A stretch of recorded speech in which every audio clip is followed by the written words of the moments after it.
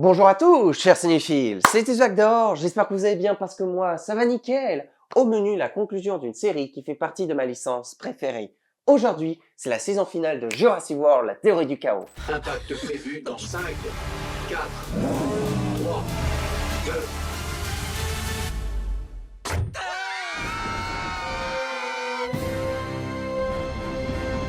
Jurassic World, la théorie du chaos. Pour vous faire un petit rappel, c'est une série d'aventures, d'action et de SF qui est diffusée sur Netflix et qui a été produite par Universal Pictures, Amblin ainsi que DreamWorks. Cette dernière saison est sortie le 20 novembre 2025 et elle a été créée et mise en place par Scott Creamer, Zack Stein ainsi que Aaron Amersley. De plus, en tant que producteur exécutif, on a eu le droit à la présence de Frank Marshall, Colin Trevorrow, sans oublier Steven Spielberg. Alors que l'équilibre fragile entre humains et dinosaures est plus menacé que jamais, séparé par les événements et les choix passés, le groupe doit se réunir une dernière fois pour empêcher l'exploitation des dinosaures à des fins dangereuses. L'action se concentre sur Biosyn Valley où des expériences secrètes mettent en péril aussi bien les dinosaures que le monde extérieur. Entre infiltration, survie et dilemme moraux, chacun des personnages est confronté à ce qu'il est devenu depuis Isla Nublar et à ce qu'il est prêt à sacrifier pour faire ce qui est juste. Vous le savez si vous suivez ma chaîne déjà depuis longtemps, mais je suis un fan absolu de cette licence, que ce soit par les goodies ou encore à travers les diverses vidéos sur le sujet, que ce soit mes critiques, mes classements ou encore mes réactions. Mais en tout cas, j'avais très hâte de la conclusion de cette série. Pour rappel, je vous avais déjà fait une critique sur les 3 premières saisons. Si ça vous intéresse, elles sont tous les 3 dans la description. Oui, je sais, je suis en retard pour faire cette vidéo, sachant que c'est sorti en novembre dernier. Mais pour vous faire une idée, j'avais énormément de choses à préparer et j'ai également un projet que je vous prépare pour le mois de février. Mais bien sûr, je vous ferai un short pour vous expliquer un peu plus en détail. Dans cette vidéo, je vais pouvoir vous donner mon avis sur la conclusion des 6 d'Isla Nublar, étant donné que oui, c'est la saison finale et qu'il n'y en aura pas d'autres. Et comme à chaque fois, on va d'abord commencer sur sa narration. On perd pas de temps, allez, let's go! Une chose que j'ai déjà dit et que je vais vous ressoulever maintenant, c'est que contrairement à la Colo du Crétacé, c'est une série qui est encore plus sombre que son grand frère. Que ce soit à travers ses thématiques, l'immersion visuelle et sonore, ou encore le point de vue des personnages, on le remarque surtout à la disparition progressive de ce qui faisait le charme de la première série, à savoir le côté innocent et point de vue fantastique que les enfants avaient sur le monde de Jurassic Park et Jurassic World. Étant donné que après les épreuves qu'ils ont dû affronter et le fait qu'ils ont grandi, eh bien on a le droit à un point de vue beaucoup plus sombre, beaucoup plus négatif, reflétant à la fois la douleur physique mais également la douleur mentale des 6 d'Isla Nublar qui sont, pour rappel, des escapés de l'accident de Jurassic World. Parce qu'ils ont vécu énormément de choses. Ils ont failli mourir au moins facile une vingtaine de fois. Parmi les 4 saisons, pour moi c'est celle qui est la plus sombre, qui se démarque plus depuis la série La Colo du Crétacé, puisqu'il y a des thématiques qui sont abordées avec beaucoup plus d'intensité et beaucoup plus d'impact, dans lequel on a vraiment peur pour les personnages.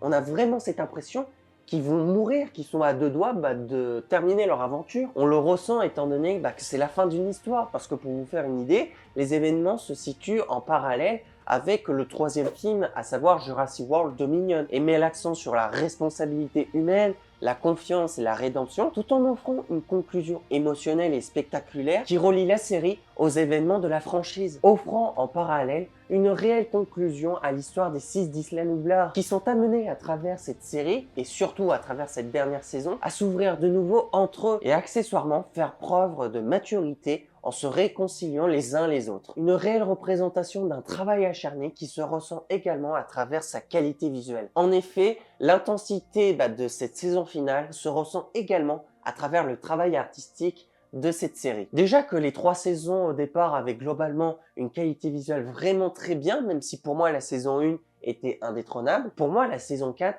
a réussi à se hisser au même niveau que la première saison, proposant une réelle immersion dans l'ensemble, encore plus loin dans le réalisme, que ce soit à travers le détail des créatures, que ce soit sur les décors, la colorimétrie, les ambiances de lumière, mais également sur le détail des personnages, avec juste des détails tout simples, que ce soit les émotions des personnages qui est encore plus poignant. Non, franchement, je tire mon chapeau, c'est vraiment une très grande réussite et on ressent qu'il y a eu un vrai soin dans le détail. Pour le cas de la musique, pour vous faire une idée, la musique emblématique de la série, c'est la musique emblématique de la franchise qui est composée par John Williams, mais le compositeur de la série en lui-même, c'est Leo Birenberg, qui est connu bien sûr pour avoir composé les compositions de la première série, à savoir La Colo du Crétacé, mais en dehors de ça, il est également connu pour avoir composé les musiques de Movie 43, On sera deux, Cobra Kai, ainsi que Die Hard 1 et 2. La composition musicale de la saison finale parle surtout de la fragilité, de l'équilibre entre l'humain et la nature. Elle montre que malgré la technologie et le contrôle que l'on croit avoir, tout peut basculer à cause d'un choix, d'une peur ou d'un attachement. À travers les dinosaures et le danger constant, la série transmet quelque chose de très humain. Apprendre à faire confiance, accepter l'imprévisible et grandir face aux conséquences, accentuant le fait que c'est une saison beaucoup plus sombre, mais aussi plus émouvante, qui rappelle que le chaos n'est pas seulement une menace, c'est aussi ce qui révèle qui nous sommes vraiment. Et pour le cas des personnages, alors pour revenir brièvement dessus,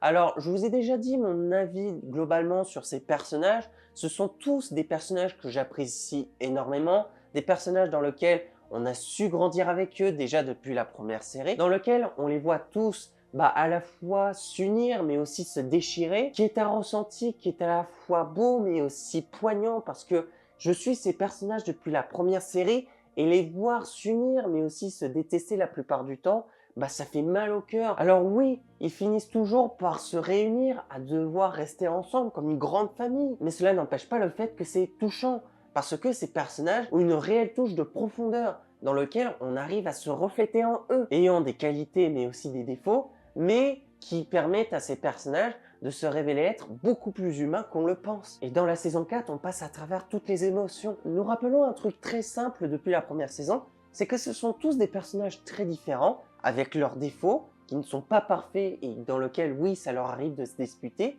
mais que finalement, à chaque fois, ils arrivent à se réconcilier, à s'unir de nouveau et à former vraiment une grande famille. Et cette conclusion a été vraiment très poignante puisqu'il l'a reflété du début jusqu'à la fin. En fait, comme dans la série dans sa globalité. Pour le cas du casting, ça mérite une note de 3,5 étoiles sur 5, mais pour vous faire une petite idée, si vous voyez ce logo, ça veut dire que l'acteur en question a joué dans La Colle du Crétacé.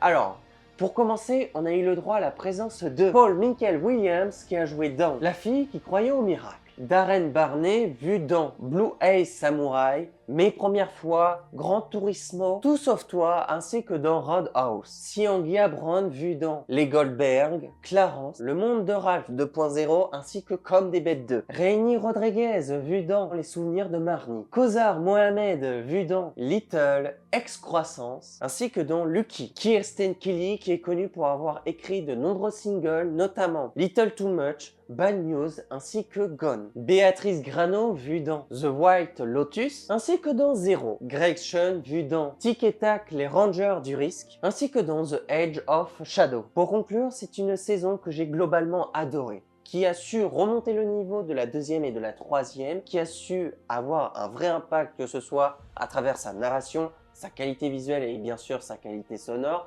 le tout reproposant bien sûr un groupe de personnages qu'on connaît très bien et qui est toujours aussi attachant.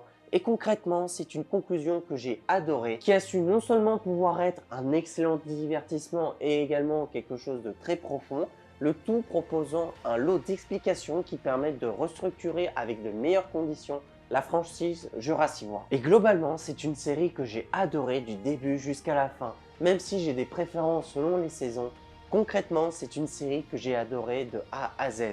Vous savez tous les dernières notes que j'ai mises des 3 premières saisons, mais pour ce qui s'agit de celle-ci, je trouve que la saison finale de Jurassic World, la théorie du chaos, mérite la note de 19 sur 20.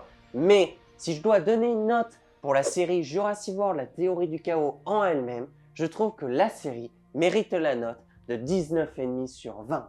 Voilà les amis, c'est la fin de cette vidéo, j'espère que ça vous aura plu. N'hésitez pas à me dire dans les commentaires ce que vous avez pensé de cette vidéo, mais également donnez-moi des conseils de films ou de séries à faire, critiques ou d'autres conseils de vidéos si vous voulez voir autre chose un jour sur cette chaîne, voire même d'autres jeux, si vous voulez voir d'autres let's play, voir d'autres critiques sur la chaîne. Mais en attendant, je vous invite surtout à vous abonner à ma chaîne, ce sera un énorme soutien pour moi, de liker cette vidéo comme toutes les autres et de partager ma chaîne avec vos amis, avec votre famille ou avec qui vous voulez. Et on se retrouvera très vite pour une prochaine vidéo critique, réaction ou jeu vidéo. Et sur ce, je vous dis à la prochaine et salut. Bye.